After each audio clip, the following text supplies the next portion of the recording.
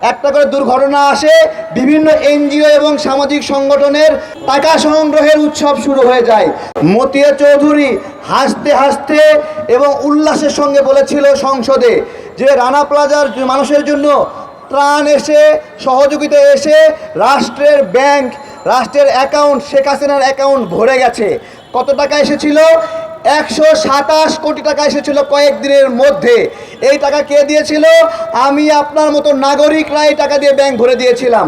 অথচ কয়েক মাস পরে ওই সময় কবির বিন আনোয়ার, সে প্রধানমন্ত্রীর ওই সময় দায়িত্বশীল ছিল প্রধানমন্ত্রীর কার্যালয় থেকে, শেখ হাসিনার হয়ে বক্তব্য দিল যে রানা প্লাজার জন্য 19 কোটি টাকা ব্যয় হয়েছে এবং 19 কোটি টাকা যদি ব্যয় হয় বাকি থাকে কত টাকা?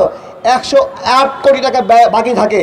এবং সে বলল যে রানা প্লাজার জন্য প্রধানমন্ত্রীর তহবিল বলে কোনো তহবিল নাই, অর্থাৎ পুরো 108 কোটি টাকা এক বক্তব্যের মধ্যে দিয়ে নাই করে দিল শেখ হাসিনা। আমার প্রশ্ন হলো যে শেখ হাসিনার ওই 108 কোটি টাকা ওটা এখনও তার তহবিলে আছে কি তহবিলে নাই?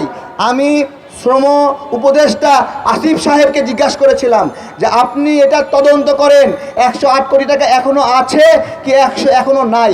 পাশাপাশি এটাও বলেছিলাম একটা করে দুর্ঘটনা আসে, বিভিন্ন এনজিও এবং সামাজিক সংগঠনের উৎসব শুরু হয়ে যায়।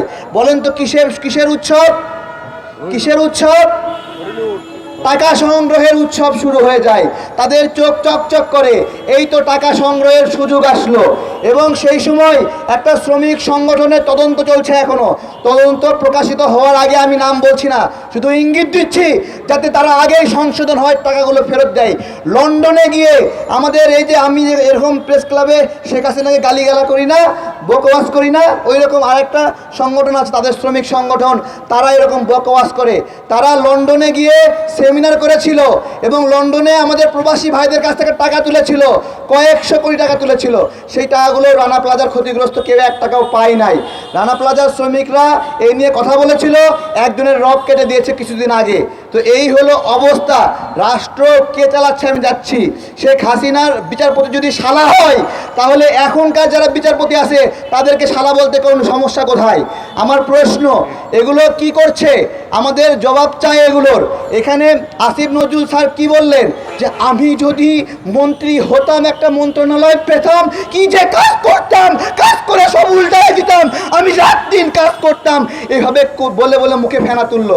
আজকে তো আপনি মন্ত্রণালয় পাইলেন, আইন মন্ত্রণালয় পাইলেন, আইন মন্ত্রণালয় পেয়ে রাত দিন কাজ করছেন। এটা রাত দিন কাজ? এটা কি রানা সাহেবকে জামিন দেওয়ার জন্য রাত দিন কাজ? হ্যাঁ, কিভাবে বলবো বলেন? কিভাবে বলবো? আমরা ভাষা খুঁজে পাই না এগুলো। রানা প্লাজার জন্য ওই যে এনাম সাহেব বলছিল প্রত্যেককে 70 লাখ টাকা করে দিছি।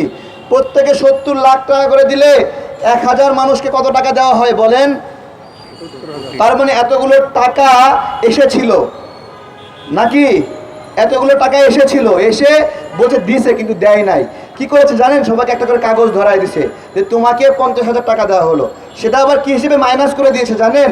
ওইটা আবার চিকিৎসার ব্যয় হিসেবে মাইনাস করে দিয়েছে। বাস্তবে আমার রানা প্লাজার শ্রমিক ভাইরা শুধু কাগজ পাইছে, একটা করে কাগজ।